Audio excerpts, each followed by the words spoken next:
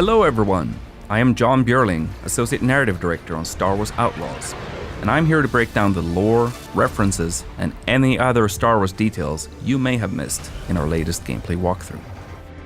Hey, new record! Kay is a fan of arcade games and has been playing this Raven 6 space shooter for years. You can find it and other games scattered throughout the galaxy.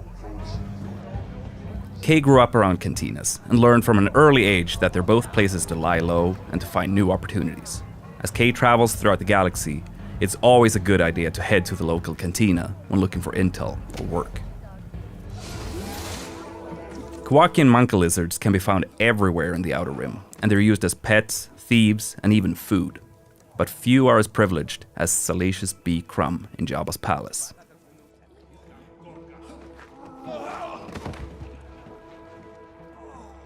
Many merchants will use protocol droids to handle customers from every corner of the galaxy who don't speak Basic or Huttese. Kay can bypass the droids since she's fluent in Huttese, and she can use this to talk her way out of, or directly into, some tense situations. The Trailblazer is an EML 850 light freighter from the Clone Wars. Its reinforced hull was built to ensure safe transport into any kind of environment. But the high material costs ruined its chances for mass production. The ship is a rare prototype from a bygone era that had a life of its own before ending up in Kay's hands. Hey, Andy. Hi, Kay.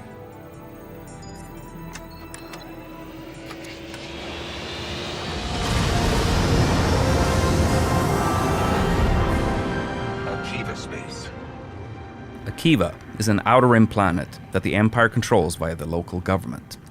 Normally, the Empire doesn't have a presence there, but like with many other remote worlds, they carry out occasional audits with support from the Imperial military. This is Kay Bess on board the Trailblazer. I'm coming to help. Akiva is orbited by an asteroid field made up of the remains of a comet called Kinro. Legend has it that several Jedi banded together and used the Force to tear it apart, but most people think that's just a myth. Traveling in the Outer Rim is dangerous, and spacers, smugglers, and syndicate freighters are all at risk of being attacked by pirates. Most pirates are part of local gangs that operate in a specific sector, and they usually only care if a mark looks valuable or not. Pirate ships, like the Scourge and Junkross, are cheap and expendable. Pirates typically steal whatever they can get their hands on, and they often rely on scare tactics and aggression to get their score. The Pike Syndicate has shipping lanes across the Outer Rim, making their freighters hot targets for pirates and rival syndicates. Due to Kay helping defend this ship, she has improved her reputation with the Pikes and their underboss, Gorak. Spooling up the hyperdrive. Growing up in the workers' district of Cantabite, Kay always dreamed of being able to get off-world and travel the galaxy. After taking the Trailblazer and honing her piloting skills, she's finally able to jump across the galaxy in search of the freedom she's always wanted for her and Nix. Kay is entering the legendary Mos Eisley on Tatooine, but this planet is large with more than one settlement for you to discover.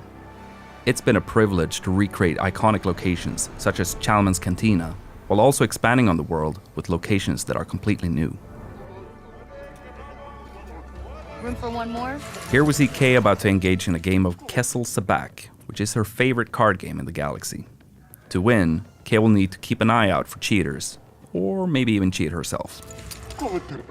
Tatooine is the home of Jabba the Hutt, and after the Hutt cartel faced the surprising loss of their council, Jabba is at the height of his power in the criminal underworld. Following the destruction of the Death Star, the Empire has increased their presence on Tatooine, but everybody knows it's Jabba's domain. The other syndicates stick to the shadows. Kay Speeder is an S57 Cardinal, a multi-terrain speeder bike that's perfect for explorers. This speeder is both reliable and moddable, and Kay can call it from afar using a control module to give her and Nix a chance to rest their feet. Imperial shuttles are a dead giveaway that there's some Imperial activity nearby. Sometimes that might add further risk, but in other cases, it can be a great opportunity for a scoundrel. Some Jawas on Tatooine travel around in sandcrawlers, offering trade deals for whoever happens to be nearby. The sandcrawlers were originally built for mining operations, but were co-opted by the Jawas as a way to hold and transport salvage. These flyhorn lizards can be found all around Tatooine's deserts. The lizards use their tails and horns to catch condensation and smaller insects while keeping cool by hiding in the sand. Some moisture farmers use the lizards as an indication of their yield.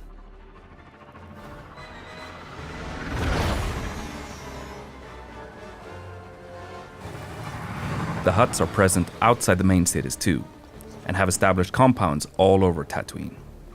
Depending on your reputation level, you can walk right in or be turned away from Syndicate territory. So your interactions with these locations and the syndicates within will change throughout the game. Busy place. Kay and Nix have been thieving together for years, and their incredibly close bond means that they are able to support each other in any situation. Nix, attack.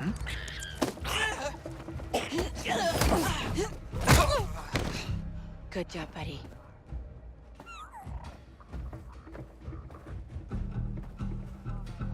Nix, do you sense anyone close?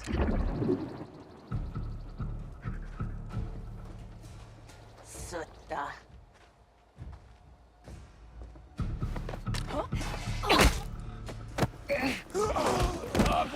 Kay is using a well-worn VM-19 heavy blaster with a unique ability to switch modules.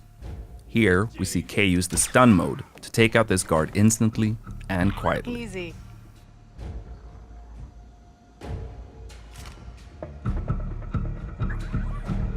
Alright, let's see what we have here.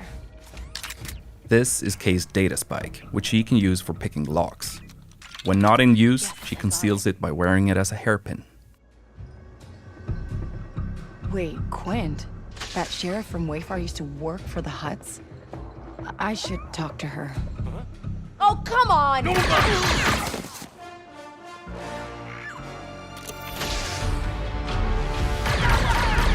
These enforcer droids are widely used by syndicates as cheap and expendable firepower. They are very dangerous, but Kay can use her blaster's ion module to disrupt them, as we see here.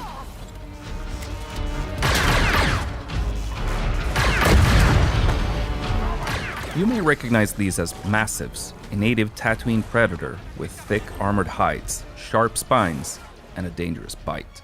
They were first domesticated by the Tusken, but even the Hutt cartel beastmasters used them to guard their territory. We need a quick exit! And here we see the iconic Gamorreans that were hired by Jabba himself as his most reliable guards. They are incredibly powerful and dangerous, particularly at close range. Here we see Kay switching to her power module to try and take them out before fleeing.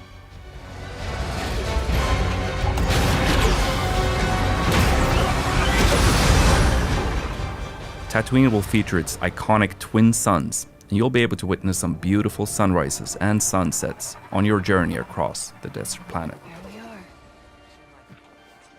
Next to the sheriff's office, we see some banthas, which are typically domesticated herd animals used for their milk, meat, leather, and transport. Banthas are omnivores and can sustain energy without food or water for long stretches of time. We see Kay arriving at Wayfar Station, where moisture farmers come to sell water, socialize, and buy equipment. Tatooine is known to be filled with outlaws preying on these farmers, which is why we see a stacked bounty board on the wall to the sheriff's office. Eagle-eyed viewers may even spot Kay's picture on the board. You again. Sheriff Quint is a Weequay and former pirate who had a lot of success due to her gunslinger skills. She eventually turned away from her old lifestyle and towards the law, using her skills to help the people of Wayfar. Quint is one of the experts in our game, so Kay can agree to help her out, and in exchange, Quint will help Kay develop her skills with the blaster. You want to die first? Fine by me.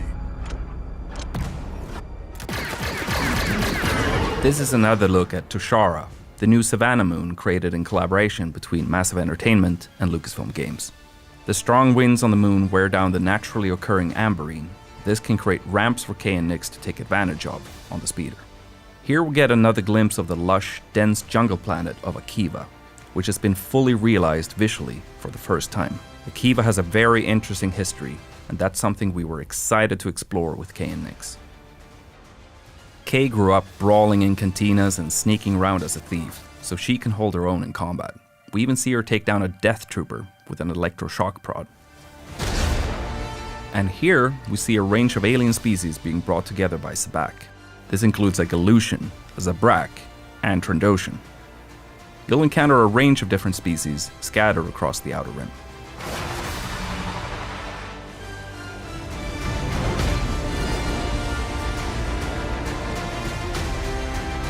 Kay and Nix are betting on a Fathier race, being broadcast live from her hometown of Cantobite.